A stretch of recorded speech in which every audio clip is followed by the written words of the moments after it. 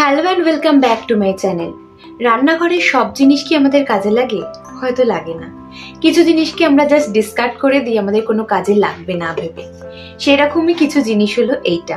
দেখুন, এটা একটা কফির খালি ডাব্বা, এটা একটা আইসক্রিমের খালি ডাব্বা, আর এটা একটা জাস্ট ওই মাপার যে এগুলো হয় না, জাস্ট মাপার জিনিস আমি রিউজ করে একটু ডেকোরেটিভ ভাবে ব্যবহার করে কিছু আইটেম বানিয়ে ফেলতে পারি, তাহলে মন্দ হয় না। চলুন বেশি কথা না বাড়িয়ে এই সমস্ত কিচেনের বাতিল হওয়া জিনিসগুলো দিয়ে খুব সুন্দর এবং সহজভাবে কিছু বানিয়ে নিতে পারেন, সেই আইডিয়াই আজকের ভিডিওতে আপনাদের সাথে আমি শেয়ার করছি। কদিন আগে বিরিয়ানি এসেছিল এই হাঁড়িটা করে। সবাই বিরিয়ানিটা খেয়ে নেওয়ার পরে হাঁড়িটা বেকার একা একা পড়েছিল, তাই ভাবলাম হাঁড়িটাকে আজ একটু সাজিয়ে নেওয়া যাক।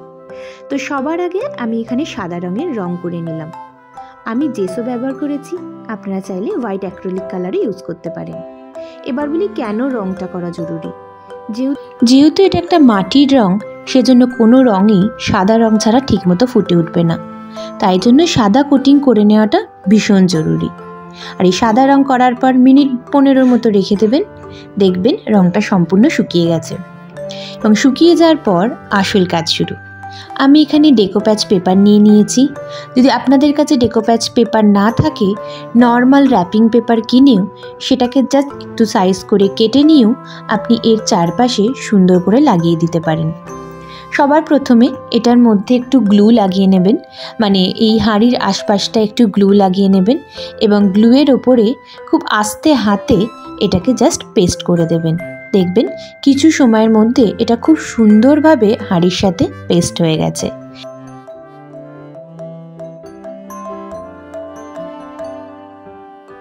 শুধু পেস্ট করলে হবে না, এটাকে দীর্ঘস্থায়ীও করে তুলতে হবে। সেই জন্য এর ওপরে আমি ইউজ করেছি মডপ্লজ গ্লু। যদি আপনাদের কাছে সেটা না থাকে, আপনারা জাস্ট জল আর আঠাকে গুলে নিয়ে এইভাবে ওপর দিয়ে লাগিয়ে দিতে পারেন, এতেও একই কাজ হবে। কিন্তু এর ওপরের এই সাদা রঙটা খুব একটা আমার পছন্দ হচ্ছিল না, তাই আরেকটু ব্রাইটনেস বাড়ানোর উদ্দেশ্যেই আমি এর ওপরে ডার্ক পিঙ্ক কালার করে দিলাম। এবং দেখুন, এটা করার পরে এই সামান্য একটা মাটির হাঁড়ি কত সুন্দর একটা রূপ নিয়েছে।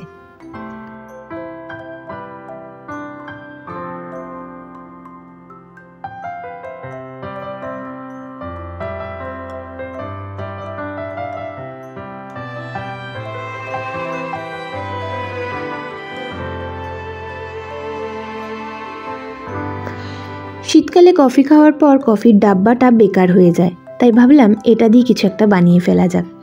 তো সেই জন্য সবার আগে আমি হোয়াইট কালার করে নিচ্ছি, কারণ এইটা যেহেতু টিনের, তো টিনের ওপরই কোনো কালার ঠিকভাবে ফুটে উঠবে না, সেই জন্য একটা বেস কালার করা ভীষণই প্রয়োজন। তো সবার আগে আমি হোয়াইট কালার দিয়ে করে নিচ্ছি। আমি এখানে একটুখানি অন্যরকম টেক্সচার চাই, তাই জন্য এরকম ব্রাশের মাধ্যমে আমি কালার করছি। আর এর ওপরের পার্টটাকে আমি রেড কালার দিয়ে করছি। আমি এখানে অ্যাক্রিলিক কালারই ইউজ করেছি। রেড কালার দিয়ে পুরো পেপারটাকে কালার করে নিচ্ছি। আর নিচের পার্টটাকে আমি রেড কালার করব না, নিচের পার্টটাকে আমি গ্রিন কালার দিয়ে কালার করছি।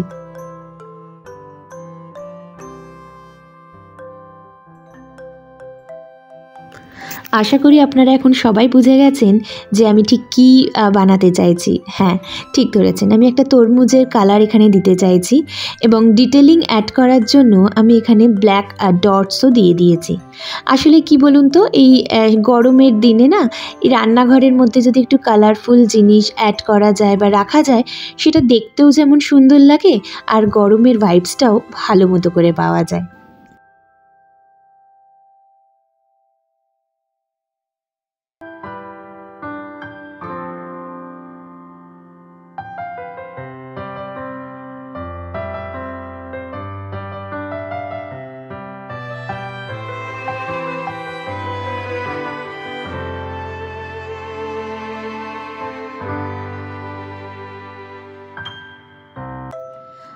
এবার দেখাবো আর একটা নতুন ডিআইওয়াই। মানে আইসক্রিম তো আমরা গরমকালে সকলেই খেয়ে থাকি, কিন্তু তারপরে কি হয়, ওটা আমরা ইউজ করি কখনো কখনো কোনো জিনিস রাখার ক্ষেত্রে, কিংবা কখনো জাস্ট ফেলে দিই। সো এখানে আমি সেই আইসক্রিমের কৌটোটা নিয়ে নিয়েছি আর মাস্কিং টেপের মাধ্যমে দুটো ডিভিশনে ভাগ করে নিয়েছি, যাতে আমি কালার যেটা করব সেটাকে খুব আলাদাভাবে আমি ডিফারেন্সিয়েট করতে পারি। তো ওপরের পার্টটায় আমি কালার করছি স্কাই ব্লু, আর নিচের পার্টটাতে আমি কালার করছি পিঙ্ক।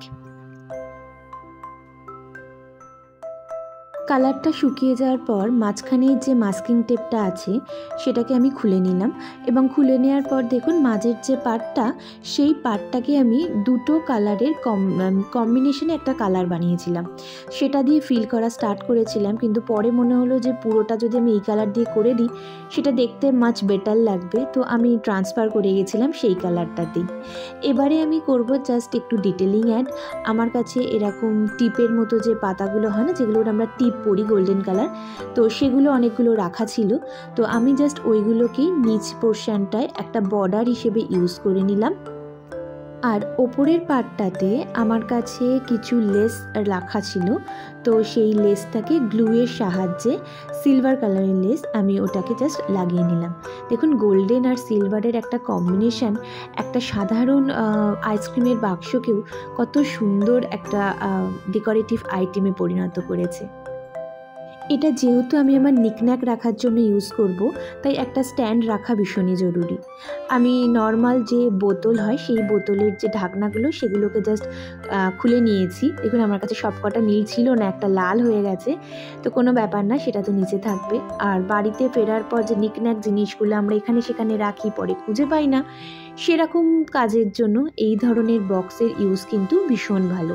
আর আপনি চাইলে এটাকে অ্যাজ এ ডেকোরেটিভ আইটেমও ইউজ করতে পারেন।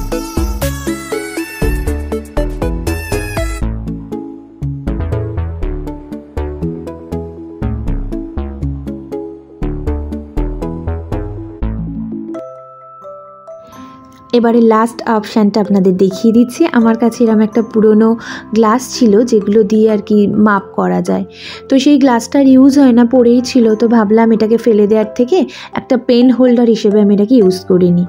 তো সেক্ষেত্রেও সবার প্রথমে হোয়াইট কালার করে বেস কালারটাকে শুকিয়ে নিতে হবে, এবং সেটা শুকিয়ে যাওয়ার পরে এর ওপর আমি ইয়েলো কালার করে নিচ্ছি, কারণ ইয়েলো কালারটা বেশ ভাইব্রেন্ট এবং যেখানেই রাখবেন একটা আলাদাই গ্লেজ আপনাকে দিয়ে থাকবে। এটা ভীষণই সহজ, আপনারা যে কোনো সময় করে ফেলতে পারেন বাড়িতে। আর এর ওপর এরকম একটা স্টিকার আমি লাগিয়ে দিচ্ছি, তো এটা আপনি যে কোনো স্টেশনারি শপে স্টিকার পেয়ে যাবেন। তো এই রকম ছোটোখাটো জিনিস যেগুলো আমরা ব্যবহার করি না, এইভাবে একটু ক্রিয়েটিভভাবে ব্যবহার করলে সেগুলোর পুনর্ব্যবহার কিন্তু খুব সহজেই হয়ে যায়।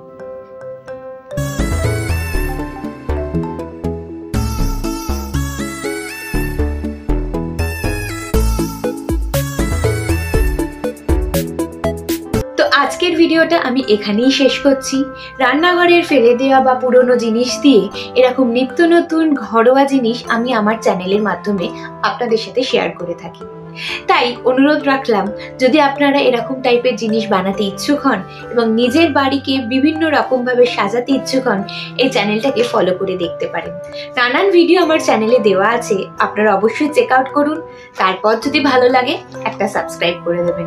আজকের জন্য এটুকুই। ভালো থাকবেন, সুস্থ থাকবেন। দেখা হচ্ছে খুব শীঘ্রই একটা নতুন কোনো ভিডিও নিয়ে। ততক্ষণের জন্য সকলে অনেক সুস্থ থাকবেন। টাটা।